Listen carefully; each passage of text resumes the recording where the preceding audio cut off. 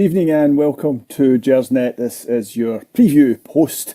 It's Friday 16th of August 2024, ahead of our home game against St Johnstone tomorrow in the League Cup. This is episode 345 of the Gersnet Podcast. I'm John McCallum, I'm your host tonight. Gersnet, of course, is the independent Rangers podcast made by fans for fans, where the content is absolutely free, and it's not just a podcast we have, of course, on Gersnet. There is a forum, there are articles, there's social media, there's a history archive. I would urge you to subscribe to the pod or follow us on social media for updates, and I'll tell you at the end where you can get your podcast. Now, on tonight's preview show, we'll obviously look ahead to tomorrow's St Johnstone match in the League Cup at Hampden. We'll look back to our match with Dynamo Kyiv, or Kiev, which I know what age you are. And we'll also discuss perhaps the state of our squad, perhaps the state of our club, and all the noise that's going on around us just now. Now, before we do any of that, I just need to mention our sponsors, Forrest Precision Engineering. They are a subcontract Glasgow-based engineering company, and they've been a big commercial sponsor of Rangers now for many, many years. We're delighted they are backing our pod. You can find out more about them visiting their website, which is forrestprecisioneng.com. And they also are... I also have, the Forrest Precision Executive Lounge, which is a stunning hospitality suite in the main stand. And if you would like more information how to book that or to find out more about it, just contact the club directly on hospitality@rangers.co.uk. Now, tonight, I'm joined by Stewart, a man old enough to remember when Dynamo Kyiv were a Russian team. Far less a Ukrainian team. Something that Putin and Stewart Weir and I have in common, as we remember when Dynamo Kyiv were described as Russians. Stewart, how are you tonight? I'm very well, John. Thank you. I also remember when the Dynamo Kyiv team were almost the entire Russian side. If you look at the team that Rangers played in '87 in the European Cup, it was the Soviet team, yeah. It was basically a Soviet team, that had played at the Mexico World Cup the previous year. So, yeah, many things have changed since those days, including the results and how good a team that Rangers could put out against Kiev. Yeah, it's all for a striker of the quality of Mark Falco. Yes. Or a goalkeeper like Victor Chanov. Well done. I think he's still in the salt mines or at the gulag somewhere. Coming out of that now, yes. Absolutely.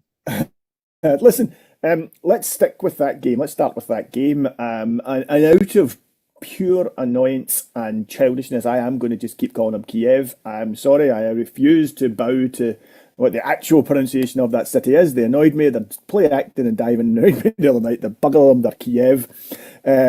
Let's look at the result, okay? It's difficult, I think, to sometimes be subjective at these things. So we've had a few days and let that kind of run on, because there's a lot of knee-jerk after a bad result. But let's have a quick look at who is to blame for that.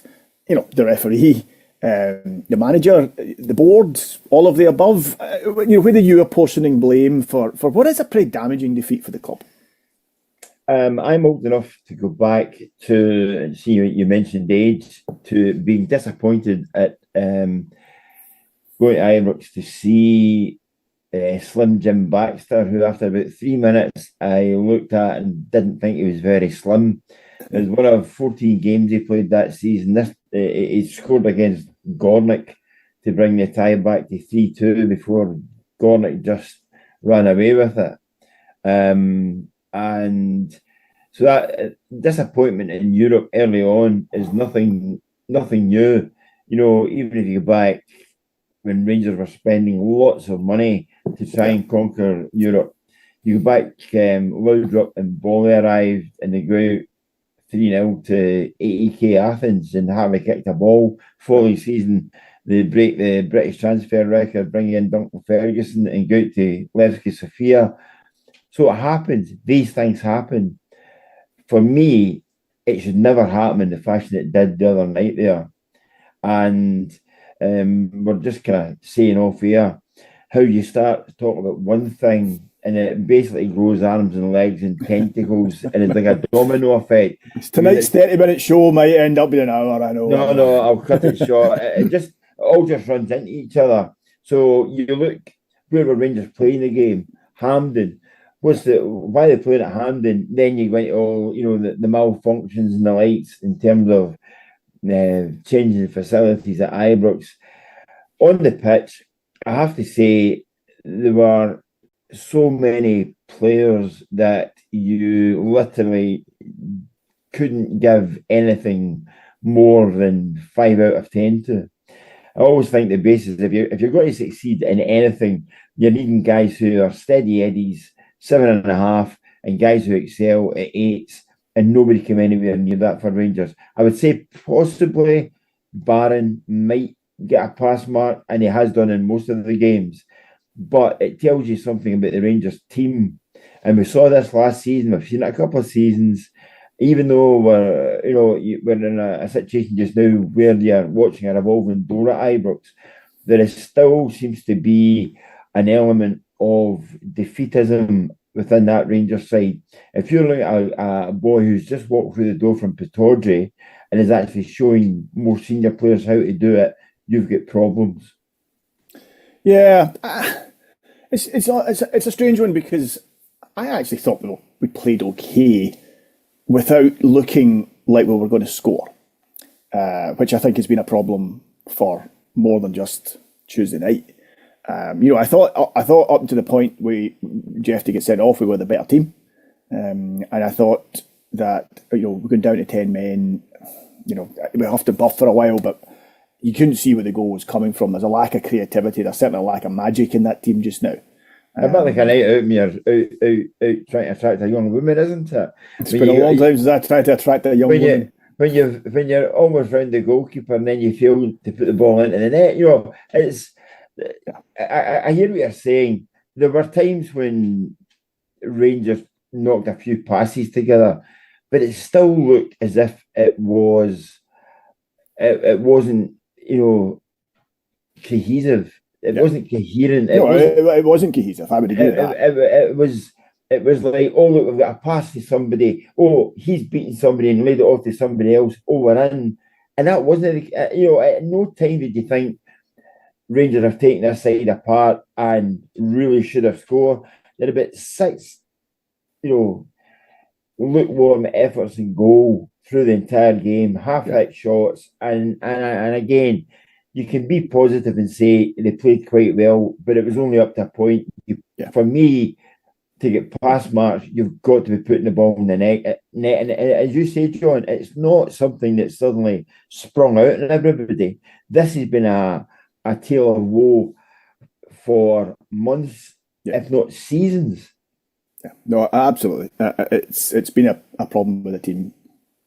Well, certainly since Clement, it's been here. And the fact that it hasn't been addressed, and we're halfway through August, is negligent. There has to be more goals in that team. And even if we are persevering with Dessers for financial reasons, then other players in the team have to start, contributing goals. There is just no way around that, and I just don't see where the goals are coming from just now.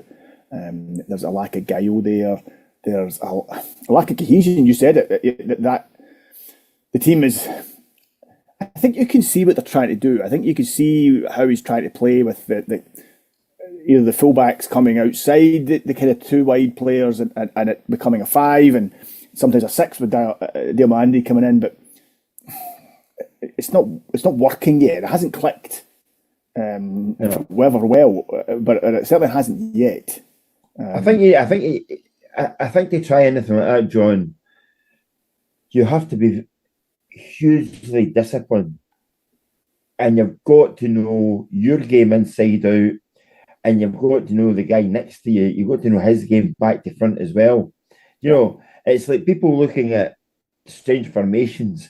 Remember Bruce Arena about the USA played 3-6-1, and it was like dismissed. Nobody can play that formation. Oh look, they're playing 3-6-1 because literally you had the 2 wide guys who were going forward and back, the 2 guys inside who were attacking midfielders and the two guys in the middle who could go drop back and be defensive midfielders, but everybody could play each other's position, so to speak. They knew their job. They knew their job.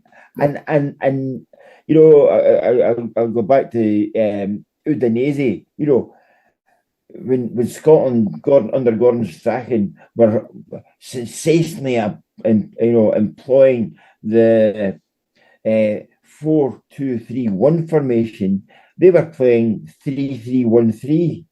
Now, put that down on a bit of paper, and it's like, how do you play that? When you see it in practice, but you can understand how it works, but you have got to know what you're doing. Yeah. And for me, Clement can put any permutation down in any formation that he so likes.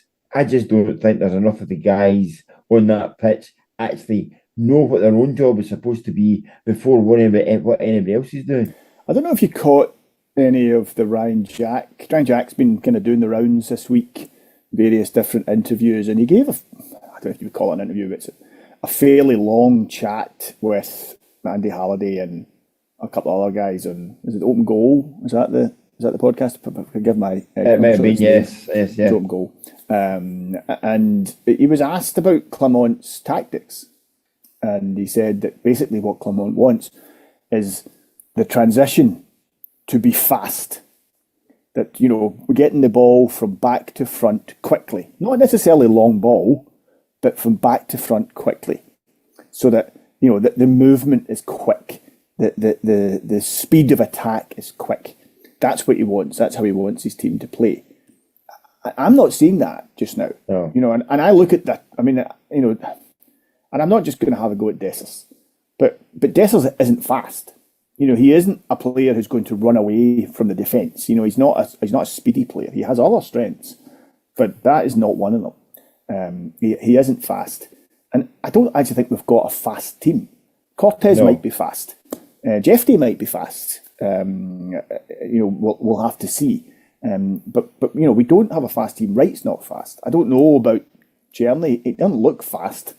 But you know, I don't know yet. So I mean, I know it's not just about the speed that they can run at. It's the speed of thought. It's the correct. There's a difference. Yeah, there's a difference between the physical speed, and your speed of movement when you're on the ball, your speed of thought, and also your speed of reading the situation that's around you and it's growing. So you're right about that. There was a moment on Tuesday night where we did break. We won the ball and kind of edge of our own box. Get played, I think, to Jeffy, who played a lovely pass to, I'm going to say to Dessers. Played the ball through to McCausland. And McCausland broke, and you know, he got a shot on target. It wasn't really going to trouble the goalie, but it was a nice. And I thought, oh, that's what he's been trying to do. That's his plan. It just, you know, didn't come off that point. But okay, I kind of see that now. So I don't know. But you saw it once. I saw it once, yeah. That's exactly. Yeah, it was almost like there was an example there whereby you could say, oh yeah, that's what they're trying to do. But doing it once in a game isn't enough either. No, not in a game like that. And I also think what you're saying there, that one move that they managed to string together, there were 2 points in that. One, you're either looking for somebody to play the most accurate through ball or accurate pass to a teammate to make it as easy as possible for him to get a shot on target. And then you're looking for the guy who's been lined up with a shot to actually hit it in such a way that it's venomous enough to actually get the goalkeeper to do something, not throw his cap on it. Yeah. I think there's a fear, John. I think there's a fear amongst the forward players at Rangers currently that they would prefer to try and walk it into the goals and get somebody with a tap in rather than have anybody baying for blood at another shot that's going off target. If you're hit, you know, at least have a go. There were countless opportunities in different games where you've got half a chance, but sometimes those half chances can actually result in goals. Yeah. And unless you take the, you know, I'm not saying that Rangers will get anything like the quality of you know, Watkins at Aston Villa, but you saw with the goal that he scored in the Euros, he got one sniff goal, knew where he had to hit the shot, basically through the defender to aim for the far post, and he did it. Yeah. If I had gone wide, there would have been people saying, "Oh, why did you do that?" Yeah. Why But did you shoot? at least he had the minerals to actually try that. Whereas I think there's so many people struck down by fear just now at Rangers, and I don't see how that changes. No, I don't see either. Listen, staying with the game and or the fallout of the game, the financial loss of missing out in Champions League football again. I mean, that I don't think can be overstated. But from a footballing perspective, is the Europa League really where we belong? A team of our size and budget just now, is that a more realistic prospect for us as supporters? You always want the best. You always want to win, and I think you cannot ignore how much money we miss out on, and our rivals then get by us not qualifying, and the fallout from that will be felt all season and possibly longer. From a footballing perspective, I do feel we're cannon fodder when we go into the Champions League. Yeah. I know there's a new format and everything, but I still think there's going to be teams there. I mean, I saw tonight before this, I was looking on the sport headlines. I saw that Bournemouth had just spent £40 million signing a player. £40 million. Yeah. Signing a player, Bournemouth. Now, I know Bournemouth have been in the English Premier League now for a couple of seasons, but they're still, in my head, they're still bloody Bournemouth. So the gap between the haves and have-nots, and we are the have-nots, is such that, is the Europa League a blessing? What brought it home to me was having watched Burnley play on Monday night against Luton. And you watch that Burnley team playing, okay, they were in the English top flight last season, they've just been relegated, they've kept most of their squad, made a few additions, and you looked at that team and it was like, there's a team that know what they're doing. Yeah. They know, and using this word that is now in vogue, transition, there was a team that could turn defence into attack and do so with speedy passes, but also sweeping passes that they could, not only could they go forward and play through channels, they could go side to side and do it. Yeah. And you're thinking, I was happy expecting Jim Bowen to pop up on the live commentary on Tuesday and say, let's see what he could have won.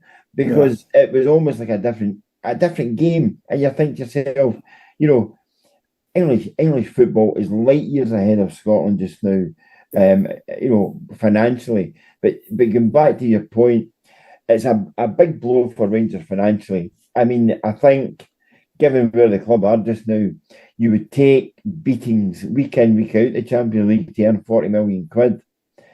But if you've got any ambition on the pitch, you have got more chance actually stringing some results together in the Europa League. Although, I have to say, you look at how that is developing.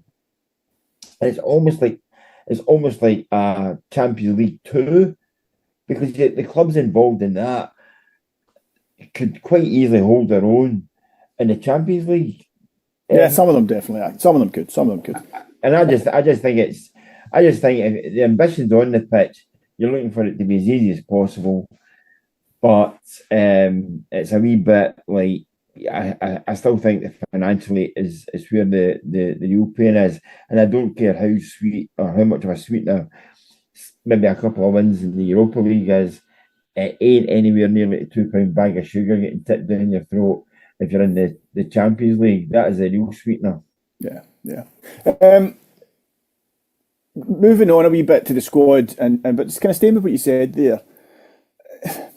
I had a look back when we were thinking about this tonight. I had a look back at the team that started 2 seasons ago in Seville in a Europa League final. Fun enough. Yeah. I had a look back at that team, and it's interesting. Only 2 players who started that game are still at Rangers.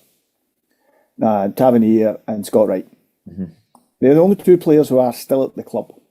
On the bench, you had Balogun, you had King, and you had Lowry. Of those 3, realistically, only Balogun was was likely to come on. So you've got 5 players from that squad that are still at Rangers. And I have to say, I was surprised at the level of change there's been in the playing staff at Rangers in that period, in 2 seasons. That's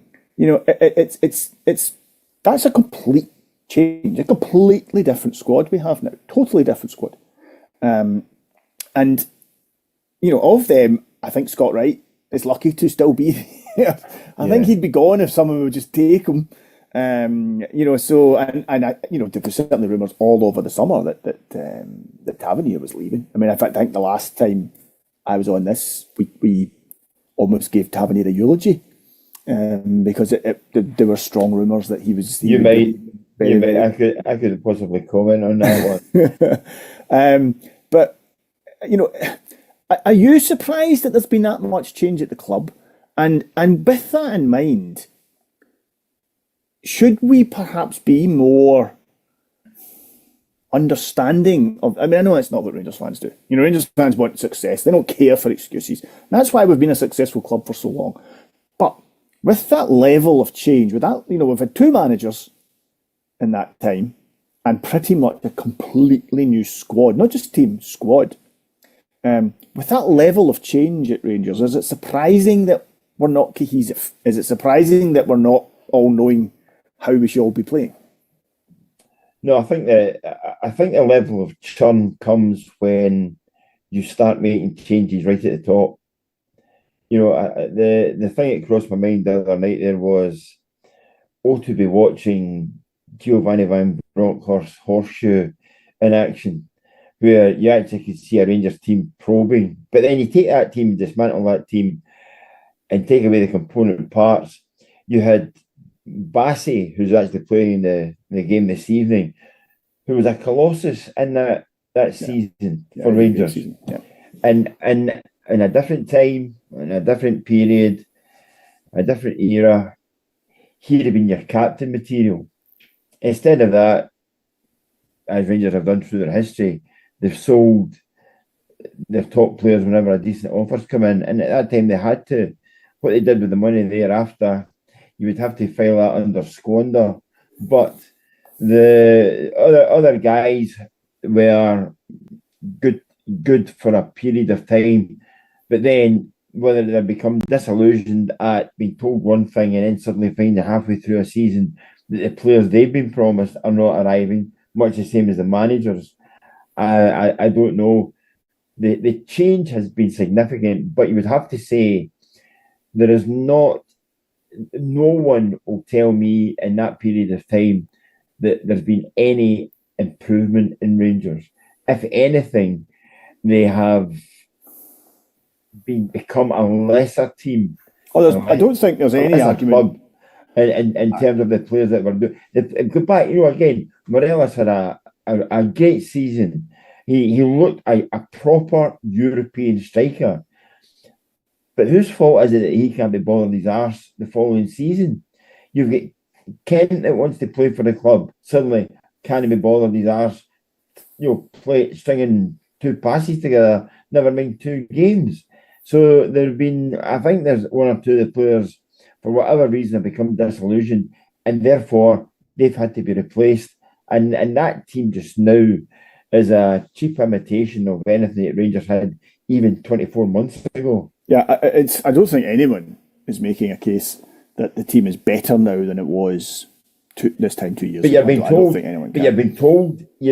are being told that the narrative coming from Glenn Ibrox is that these are improvements that are being made. The manager knows what he's doing. The players that he's scouted and are bringing in are better than the ones that you're letting go. Is there any evidence of that? I don't see it. It's an interesting question. Is Proper better than Goldson? I mean, an awful lot of our support wanted Goldson gone. An awful lot of them. Is Proper better than him? It's too early to tell. I don't know. I haven't seen enough of them to make that judgment. Will Barron prove to be better than Lundstrom? again, Lundstrom was a polarising player. Lundstrom was a guy who would go on a 3-month run where he looked like the best midfielder in the country, and then he would cost you the league, by doing something mental. Again, a player who looked like when he was in the mood, he was a superb player, first player on the team sheet. But when he wasn't, and he wasn't for the final month or two of last season, then he was a liability. So is Barron better than him just now? I don't know. He's probably been our best player so far. Diomande looks like a decent signing. No one will tell me that we've never replaced Aribo. When Aribo left, no, we have not brought in a player of that kind of guile. No. Aribo could be a frustrating player, but Aribo was a guy who would score 12 goals a season and create another 10. I think he ticks the box to the point that you made earlier when you said that we are not a quick team. Yeah. Aribo wasn't a quick player, but he was quick of thought. Exactly. Yeah. And that is, the ball will always travel quicker than any player. Yeah. And if you've got somebody making those passes, and he is, it's like sort of, QED on that one. That is the best example you could get of where Rangers were and where they are now. Yeah. Left back, I don't know. Will Jeffrey be? Borna. It was time for Borna to leave. It was probably time for Borna to leave 12 months ago. I think everybody accepted it was time for him to leave. But when we first signed him, in the first 2 or 3 seasons he was with us, he was very, very good. So I don't know if either of those two are as good as Borna when Borna was good. But again, time will tell. I don't think anyone so far we've signed is better than Kent. And we've definitely not got anyone in our squad who's as good as Morelos was. But again, both those players lost their way. You yourself said it. They became disillusioned. They down tools.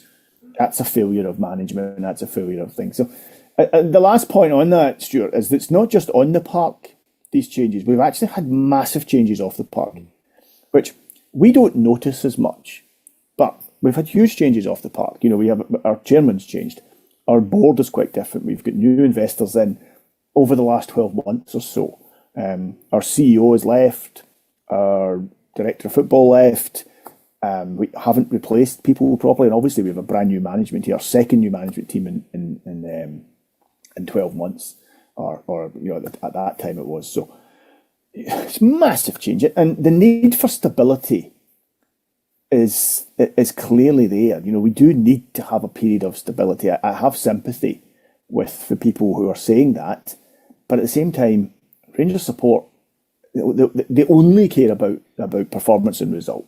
I think if the team was playing better, I think if we'd gone out the other night, but our performance had been better, it'd just been one of those nights where we just couldn't put the ball in the net, but it wasn't. And against Motherwell, we looked good in the first half.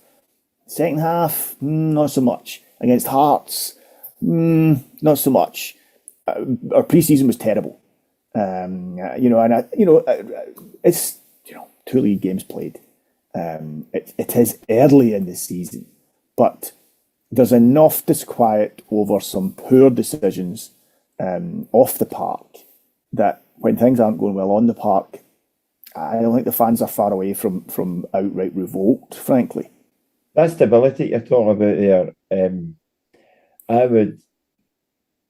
the best example or the kind of analogy I would draw of what's happening at Rangers just now is you've got a plate spinner and you're spinning one plate whilst trying to start another one off and then try to keep 2 going. So the secret is it's a bit like juggling. You always got one ball in the air, and just now you have no stability in any of those on those plates, so to speak. Yeah. You don't have a hardcore of players there who have the if you like, the bravery or the experience or a living, the living embodiment of what it takes to play for a big club like Rangers and have been through it all and have been successful being through it all. That kind of hardcore isn't there, management, they're still finding their feet. So the knock-on effect of that is if you concentrate in on the management, the team start wobbling. So you give them a bit of a shake, give management a bit of a shake, and then on high, you might say that's the worst example of the whole lot. What are they doing in so many different places there? And I think at some point you need it in your structure. What you were saying there is right. You either need solid management or a solid board and senior management who are running the club, or guys on the pitch that are doing it for you. And I think there is no synergy between any of those three departments just now. Yeah, I'm. When I think of our chairman just now, I think of John Bennett just now, I'm reminded of the Kipling poem. If you can keep your head while all around you are losing theirs and blaming it on you, and I do think there's an element of that going on just now. I do think we're just everyone is so frustrated, and I think there's a few folk in the crossfire just now, or in the crosshairs, and we just need to see where that goes. Look, let's move on. Can I just touch very briefly on that? His job would have made a hell of a lot easier if a PR guy that actually could tell him what to do. It's an interesting point. I mean, I noticed tonight again. You don't say X, Y, and Z. You accentuate the positives if there are any positives, and you tell people exactly what's happening and what your thoughts are. Yeah. You don't go silent and allow people churning out videos from the other side of the city to basically inform Rangers fans what's happening in your club. Yeah, and he's either not taking on board or he's not employed the right person. Yeah. Well, I couldn't help but notice tonight with this week's tit for tat daftness with Rangers and Celtic that partly Brendan Rodgers today in his press conference said, "Oh no, this is the Rangers problem. This isn't the Celtic problem, it's the Rangers problem," talking about the fans and you're thinking, hang on. So Celtic decide not to let any Rangers fans come in for a match in September because Rangers haven't put in place whatever fencing or netting or something that's needed for a game in January in a stadium we're not actually even in yet. You think, really? That's Rangers' fault. But the point you're making is right. They're dictating this narrative. We're reacting. They're dictating this narrative, and that's been the case for a long time. I'll say it again. That's having somebody with the wherewithal to actually say what they should be saying is this at a particular time. I'll say this only once. I thought what Brendan Rodgers said today was extremely brave, given what could be over the horizon. Yeah. Well, let's wait and see on that. Right, look, let's actually look ahead. This is supposed to be the preview. Let's actually look ahead to tomorrow's match in Johnstone. We're coming off a European match. There will be a bit of doom and gloom around the players. These are hard games. Played with 10 men for 40 minutes or so. There's a fair bit of, I don't want to use the word unrest, but there's certainly some unhappiness amongst the support. I hear that ticket sales aren't wonderful, so it could be there could be large empty spaces at Hampden tomorrow, which isn't fantastic. And of course, we are facing a stuffy, physical St Johnstone side, a typical Craig Levein side with a flat back 10. This has got potential banana skin written all over it, hasn't it? 460. Yeah. Listen, listen. Will I blame Rangers fans for not turning up at Hampden? I wouldn't blame any fans for not turning up at Hampden. Yeah. I mean, when your USP is you've got a tunnel under the main stand for buses, then there's not much going for it. I drove past it last night with my youngest daughter, and she went, "Oh, is that Hampden there? It doesn't look very big." That's because it isn't very big. And it's big in some ways if you're sitting behind one of the goals and you're trying to see to the other end and it's 150 yards away. It's not the best viewing platform. No. Considering what Hampden once was. So I don't blame any fans. No. St Johnstone, are they the kind of attraction? No. And you're right, it's a banana skin with added fairy liquid, if you ask me. And I'll tell you the thing that really kind of brought home the kind of, not panic, but it's a bit like the wee boy sticking his finger in the dike sort of type thing, and a leak popping up somewhere else. I thought that Philip Clement's analogy today about Sir Alex Ferguson's team losing the Charity Shield 3-0 to Arsenal and then winning the treble by the end of that season, I don't think that's the best example. Do you see Rangers winning anything, never mind a treble? At this moment in time, I'll be happy if they win tomorrow. Correct. I think it's very much one game at a time just now, but yeah. And I think the Rangers manager has to be positive. Let's be fair to come on. He can't come out just now and slate the players or slate the board.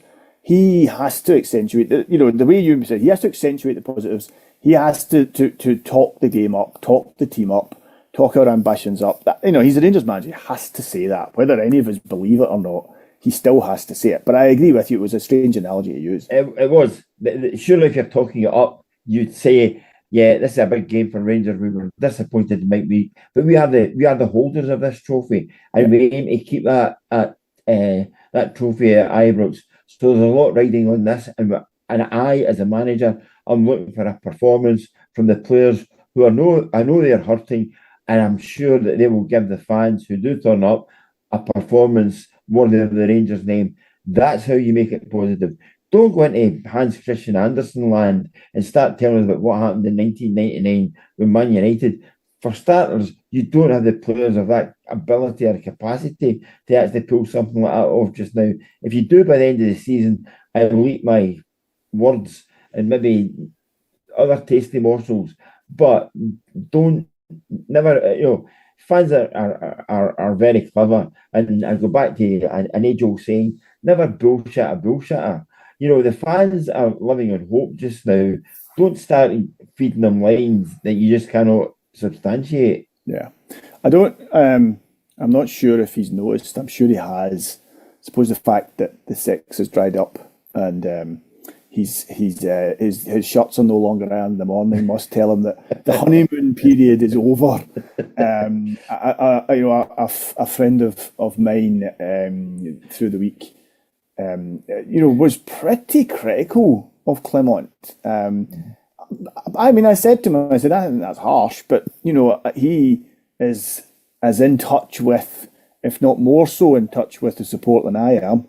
And he was pretty critical of Clement and some of the team performances, some of the ways we've been getting set up and things. So, that's not. The board have made it clear by giving him a new contract that Clement's not going anywhere.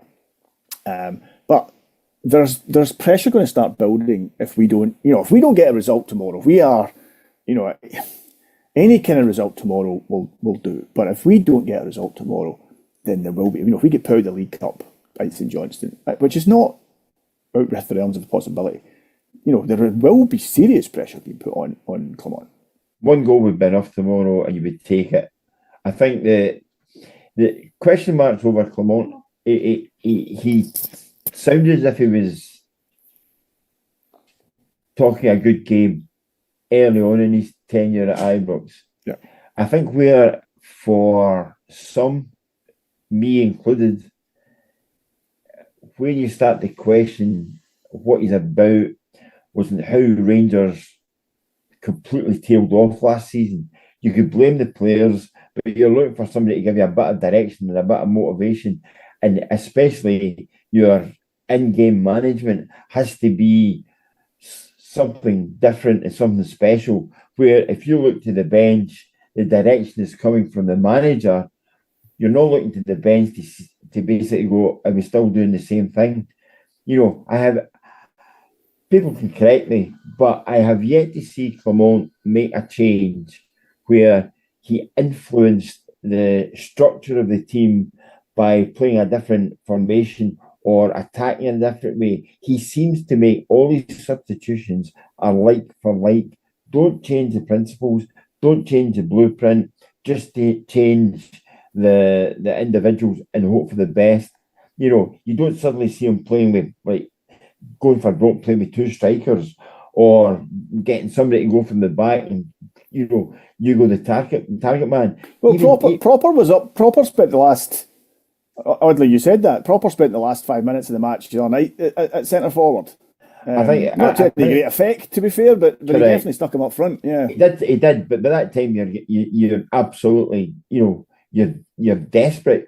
Again, you're trying to affect the game at that point, John, to try and stay in the tie. You're not doing that to actually try and win it. Yeah. It wasn't John McClelland against Juventus. No, it wasn't that. It wasn't John McClelland against Inter Milan, I think it was. Inter Milan, there you go. Yeah, there you go. And it wasn't Richard Gough against Celtic in an Old Firm game. Even Graham Souness and his, everything he did as a player and what his philosophy was. When times were hard, it was Goughy, up you go, ping, and we'll live off the scraps. Yeah. So there's bits motivationally that I am struggling to see what Clement is actually offering anybody. Yeah. All right. Look, talking of changes, there will be changes tomorrow, I think, for certain. Redvan, this will come as a huge surprise to you, but Redvan's out for 4 to 6 weeks, apparently. I was going to say I've never known a player gets injured as much, but actually that's not true. There's at least another 3 or 4 of them in the squad. Yeah, I can't decide if he's unlucky or if he's just broken. But he's out. So who do you see coming into left back? Is Robbie Fraser. Do you see Robbie Fraser coming in? Do you think Jeffrey will put there? Davies? Who's playing left back tomorrow? He should get a go. You go back. Walter Smith, when he needed certain people in certain positions, often went for the youth and gave them a go. You're thinking about guys like, McSwiggan getting put into attack, thinking guys like Neil Murray playing right back or right wing back, thinking of Stephen Presley getting suddenly emerging. Sometimes you've got to go with players in their proper position rather than trying to manufacture somebody to fill a space. Just what you mentioned about Ryan Jack, right? And tying into the injury situation there. It was during lockdown.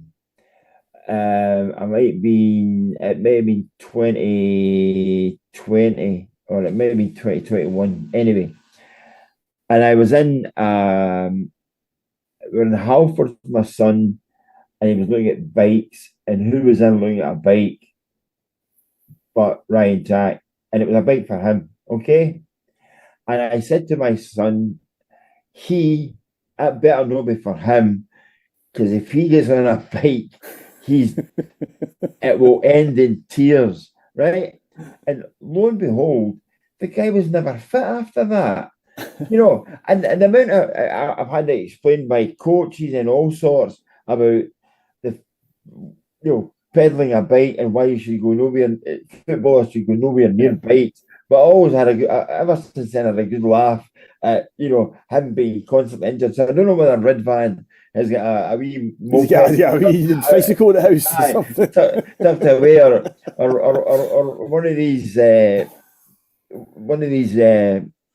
Peloton bikes that he's not told anybody about, and that's what's happening. Listen, I think if you've got somebody who in the squad and that is their natural position, then that's the person that should be playing there. Yeah. Jeffy and Fraser are the 2 natural left backs. Yeah. Jeffy seems to be getting played, and I actually thought played all right the other night. Pushed up a little. But it may be that we'll put him back to left back. I don't know, Scott Wright or somebody else, McCausland or somebody else will come in. I don't know. I was surprised when Fraser was given a contract extension because he's not 18. He's not a kid anymore. He's like 22 or something. That he's been overlooked by a number of managers. I was very surprised when we gave him another contract. I just assumed that he would move on and probably go on and have a decent career, but I guess that people just didn't think he was good enough, and we gave him this thing and then stuck him back in the B team. Remember when Rangers, what was his name? Bernard played left back. Yeah, he came from Newcastle and suddenly became a mainstay in that position over the course of that season. and turned in some decent performances. Rangers don't have the bank balance to actually go out and basically just bring somebody in short term or whatever. So you've got to make do and mend with what you've got. But maybe who knows? Maybe Yefty's the guy that gets into that position. You suddenly go, that's why you're here. A sort of Terry Cooper transformation that you're not really a winger. That's a brilliant against wingers as a left back. Who knows? Well, do you see many changes tomorrow? We'll kind of wrap it up at this, Stuart. But do you see many changes tomorrow? Do you see Danilo getting on the pitch, for example? He's the one that's been puzzling a lot of people where he's been on the bench and not getting brought on. Do you see him? Do you think there's any chance somebody left field, Lowry, Hadji, Cantwell might get brought back into the squad? I wonder. I think that is I was going to say £64 million question, but that's what you earn in the Champions League. So let's call it a £64 question. I think Clement is looking for a settled side that he can call upon for all eventualities. And I think he's still trying to find that. If that means making changes, he could make 3 or 4 changes tomorrow and suddenly that team clicks. And it's like, why didn't you think about that first? He could suddenly end up with a team that gives him maybe even a bigger headache of him playing guys who are actually performing for him, but he's got other guys that are cost a fortune sitting on the bench. Yeah. And that's and right at this minute in time, John, I would say that's a bigger headache for him than actually get a team that's actually successful on the pitch. He's having to play players to justify them being there. Otherwise, you might have a summer clear out and a discount sale come Christmas when actually he finds out he's got better players actually available to him. He's just not looked at. No, we'll wait and see. Stuart, thanks so much for your time tonight. Appreciate you giving up your Friday night. Come along and moan with me. I've just been watching Man United winning 1-0 now, so it's... I did Man United winning 1-0. Okay, right, yeah. I haven't been... my concentration's been all on you. I haven't been that's your chat up lines again. And if I could just remind everybody that the pod, of course, is available on a variety of platforms: Acast, iTunes, YouTube, Castbox, Stitcher, and Spotify. Thanks for listening. If you listened live, thanks for listening live. If you're listening on catch up, I hope you enjoyed it. There will be a pod on Sunday night. We're back. I think the injury crisis that has decimated the Gersnet squad over the last week or so is lessening, and we're bringing in some of the young players for a run, with Brian coming back in, and I think Craig and Grant are joining them. So please tune in on Sunday night with those guys. In the meantime, I hope you enjoy our game on Saturday evening. It's a kind of funny time kickoff. It's a late kickoff, so just bear that in mind. Thanks for listening, and good night.